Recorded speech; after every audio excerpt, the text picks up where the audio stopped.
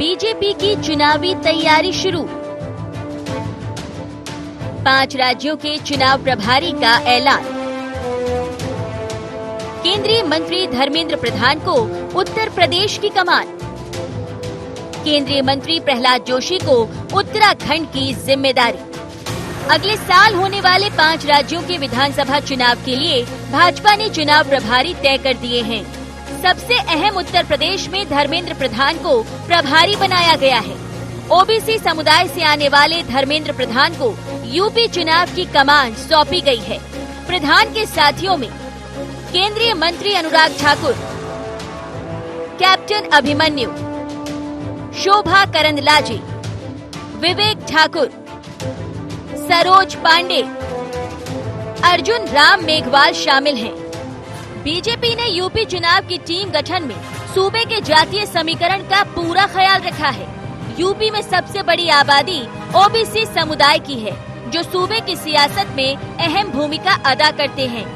UP में सर्वाधिक आबादी वाले पिछड़े और अन्य पिछड़े वर्ग को साधे रखने के लिए जेपी नड्डा ने ओबीसी समुदाय से आने वाले धर्मेंद्र प्रधान को यूपी चुनाव प्रभारी बनाया है। वहीं उत्तर प्रदेश में ब्राह्मणों की नाराजगी को दूर करने का जिम्मा अब सरोज पांडे के कंधों पर होगा। सरोज पांडे बीजेपी की तेज तर्रार नेता मानी जाती हैं और छत्तीसगढ़ से आती हैं। गौर हो कि प्रधानमंत्री नरेंद्र मोदी उत्तर प्रदेश का इस महीने 2 बार दौरा भी करेंगे। 14 सितंबर को अलीगढ़ यूनिवर्सिटी और 26 सितंबर को लखनऊ यूनिवर्सिटी में कार्यक्रम तय है। वहीं जेडीयू यूपी और मणिपुर में होने वाले विधानसभा चुनाव में पूरे दमखम के साथ लड़ने की तैयारी कर रही है। बात बंगाल की करें तो इस महीने बंगाल की 3 सीटों पर भी उपचुनाव होने हैं। इसमें भवानीपुर सीट से मुख्यमंत्री ममता बनर्जी भी चुनाव लड़ने वाली हैं। उत्तर प्रदेश, पंजाब, उत्तराखंड, गोवा, मणिपुर में साल 2022 में विधानसभा चुनाव होने हैं। मार्च अप्रैल के बीच इन जगहों पर चुनाव हो सकते हैं। ऐसे में सभी राजनीतिक दलों ने अभी से ही कमर कसनी शुरू कर दी है। इन 5 राज्यों में से 4 में से जहां भारतीय जनता पार्टी की सरकार है, तो वहीं पंजाब में कांग्रेस की सरकार है। 5 राज्यों के विधानसभा चुनावों को मिशन 2024 का सेमीफाइनल भी माना जा रहा है। News desk IND 24।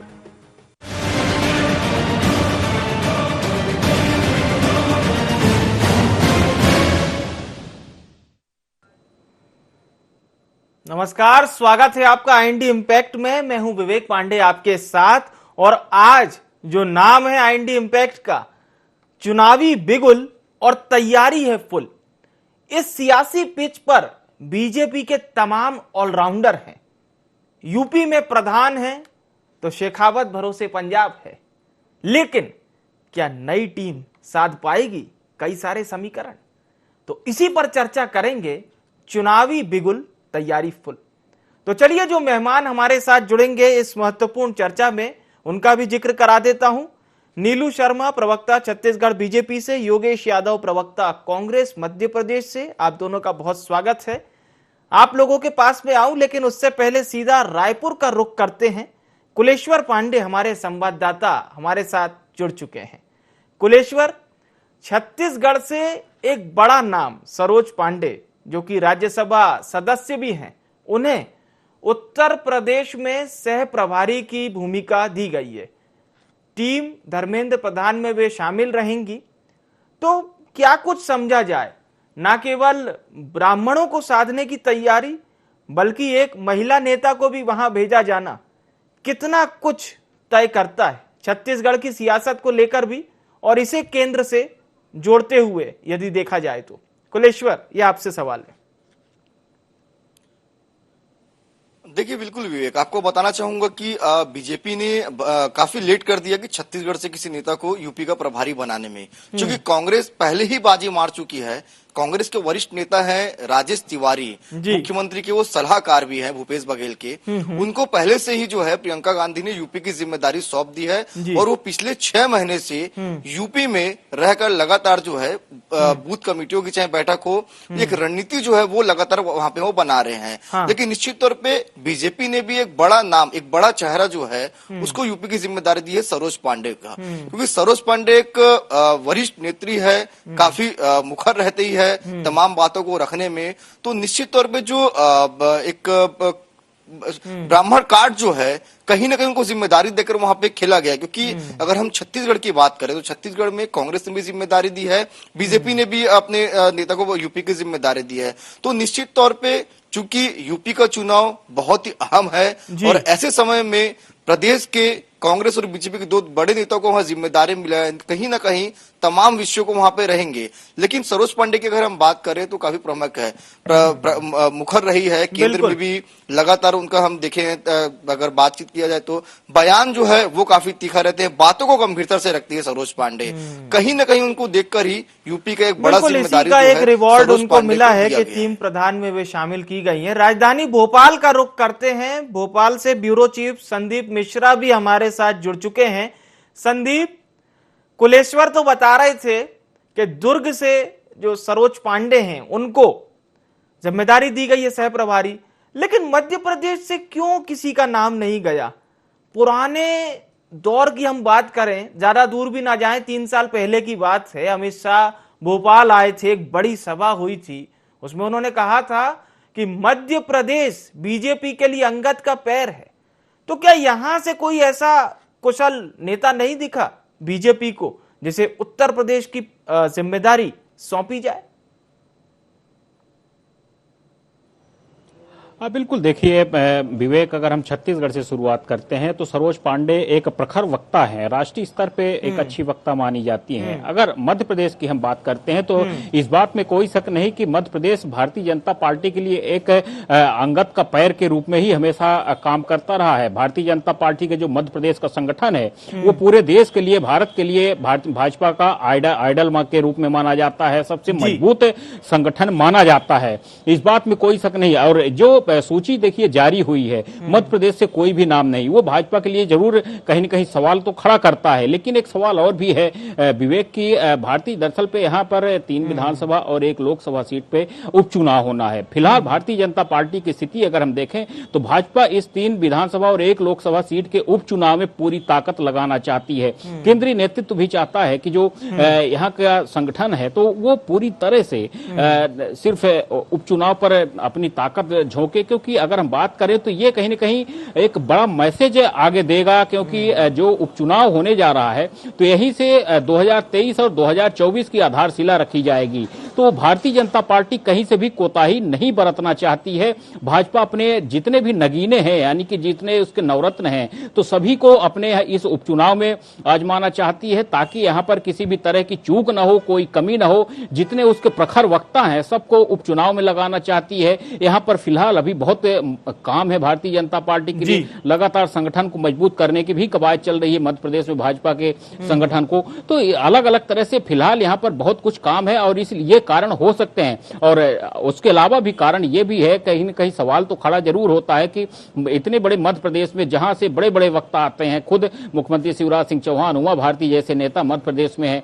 उसके अलावा भी कई बड़े ऐसे नाम हैं जो कहीं न कहीं हमेशा अलग अलग राज्यों में चुनाव के लिए जाते रहे। गृह मंत्री डॉक्टर नरोत्तम मिश्रा का भी नाम हमेशा शुमार किया जाता है। तो इन नेताओं का नाम जरूर ना कहीं न कहीं सवाल तो खड़े करता है। जी, लेकिन जो आपने बात बताई कि प्रदेश में बीजेपी उपचुनाव को काफी सीरियस ले रही है, ये भी एक बड़ी बात हो सकती है। कुलेश्वर और संदीप, आप हमारे साथ बने रहिएगा। कांग्रेस से हमारे साथ योगेश यादव जुड़े हुए हैं और बीजेपी छत्तीसगढ़ से पक्ष रखेंगे नीलू शर्मा। सबसे पहले नीलू शर्मा जी, आप ही से सवाल करता हूं।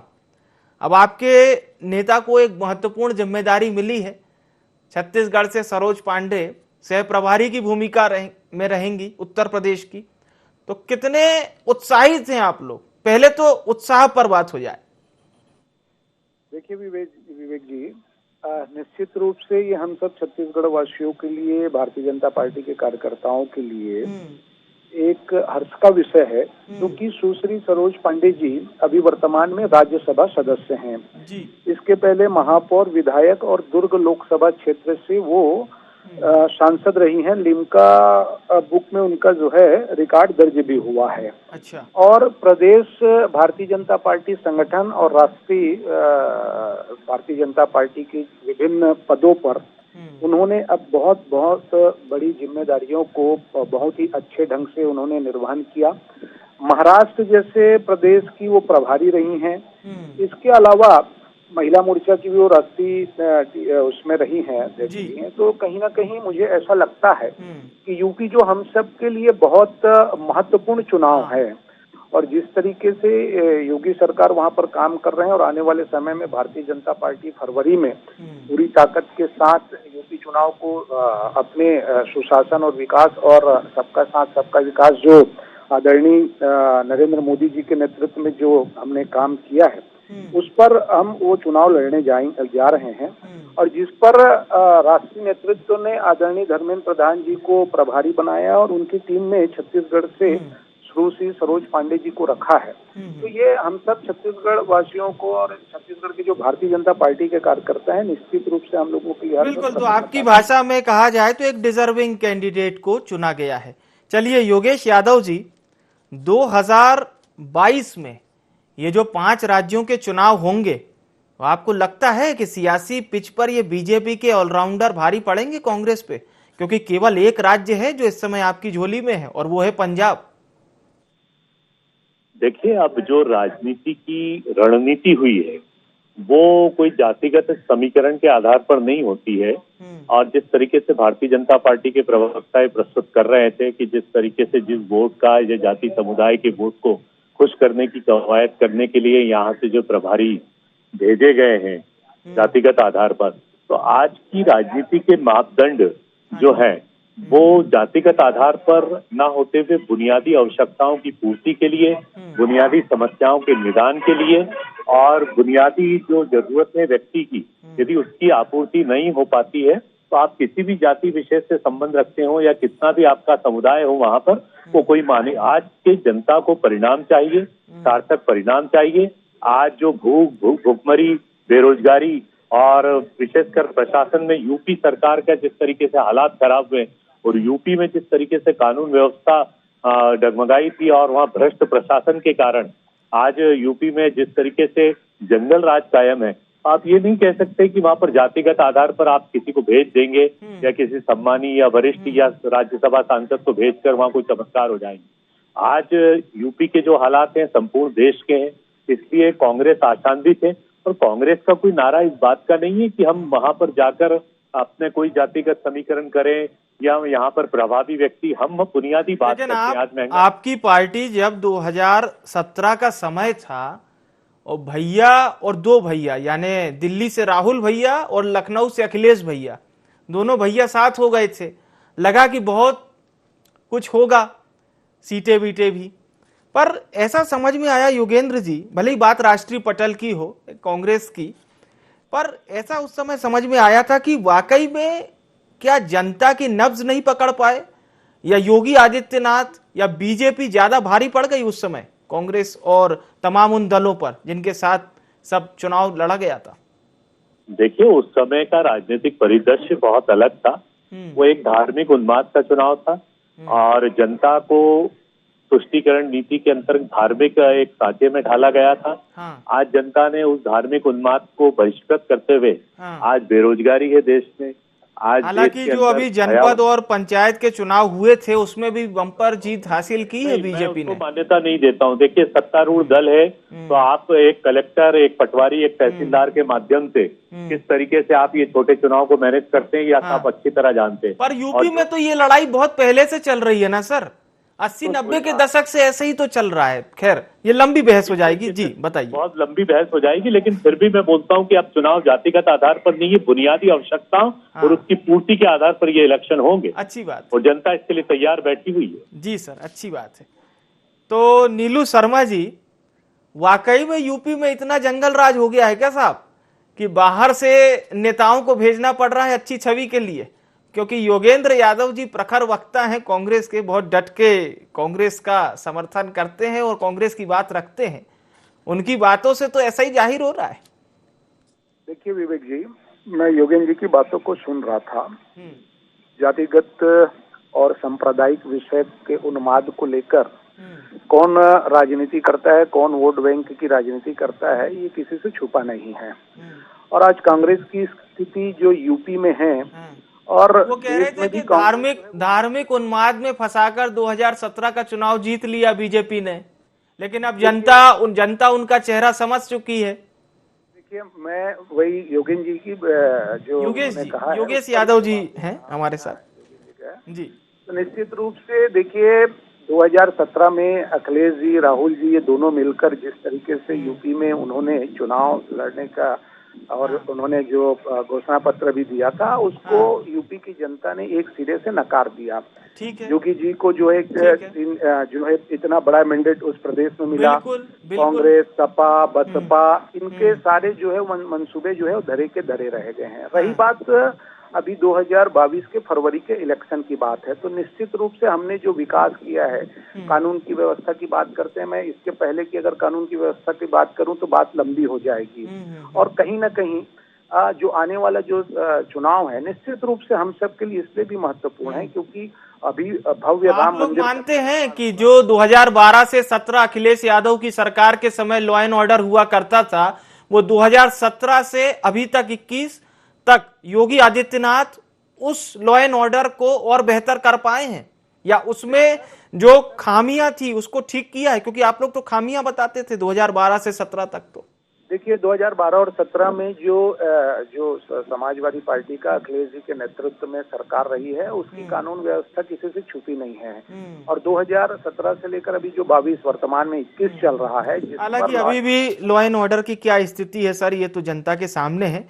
चलिए मैं आपके तरफ फिर से आऊंगा। योगेंद्र यादव जी, कुछ नीलू शर्मा जी के अगर आप सवालों के जवाब, योगेश यादव जी कुछ अगर सवालों के जवाब उनको आपको देने हो तो दे सकते हैं प्लीज। नहीं, देखिए ये जो बातें कर रहे हैं ये बीता हुआ एक इतिहास है और ये एक कालातीत घटना हो चुकी है। ये संदर्भ में, वर्तमान परिप्रेक्ष्य में, वर्तमान संदर्भ में 2014 का जो झूठ परोसा गया था नरेंद्र मोदी जी की तरफ से या योगी आदित्यनाथ जी की तरफ से, तो वो झूठ का पर्दाफाश हो चुका है। अब जो जनता के सामने जो परिदृश्य है, वहां पर जंगल राज, मैं इसलिए कह रहा हूँ कि कानून की व्यवस्था किस तरीके से चरमराई, जाति विशेष को टारगेट बनाया, और ये नहीं कि अल्पसंख्यकों को टारगेट बनाया, कुछ और जाति विशेष से जो हिंदू जाति संबंधित उनको भी टारगेट बनाया। और वहां का जंगल राज इस तरीके से था कि आज भी आप कानून की व्यवस्था जानते हैं। मैं सपा का प्रवक्ता नहीं, देश जी का जिस तरीके का वहां पर उत्तर प्रदेश में कार्यकाल रहा, नोएडा के पास से ही आप जानते हो, नोएडा ही उत्तर प्रदेश में लग जाता, तो दिल्ली के आसपास जो डेवलपमेंट था, विशेषकर मल्टी स्टोरीज के, और ये चाहे वो मायावती की सरकार हो, कांग्रेस ने तो बहुत कुछ दिया, कांग्रेस ने तो यूपी को बहुत पहुंचाया। लेकिन उसके बाद आज जिस तरीके से उत्तर प्रदेश के हालात है वो बद से बदतर हो गए हैं। आज वहाँ ना कानून है, ना विकास है, ना आर्थिक दृष्टिकोण से सुरक्षित है। वहाँ का नागरिक पलायनवादी हो चुका है, वहाँ का व्यक्ति बाहर जा रहा है, और जो बाहर जाने के बाद उसको प्रताड़ना प्राप्त हो रही है, उसके परिवार को असुरक्षा प्राप्त हो रही है। तो अब जनता तैयार है, अब आप राम राम भजना और पराया माल अपना या राम का भजन गाओ और बैठ जाओ, ये बातें जनता को नहीं है। हम सब राम के अनुयायी हैं, हम राम को अनुगामी करते हैं, अनुगमन करते हैं, लेकिन सिर्फ राजनीतिक आडंबर के लिए, राजनीतिक ढोंग के लिए एक जुमले परोस देना, एक धार्मिक विचारधारा परोस देना कोई अर्थ नहीं। चलिए, लेकिन ये हालांकि बड़ी लंबी कहानी है, चाहे पलायन हो, चाहे वहां पर लॉ एंड ऑर्डर का विषय हो, एक लंबी कहानी। आप दोनों सम्मानित प्रवक्ताओं के पास में फिर से लौटूंगा। सीधे रायपुर का एक बार फिर से रुख करते हैं। कुलेश्वर हमारे साथ लगातार जुड़े हुए हैं।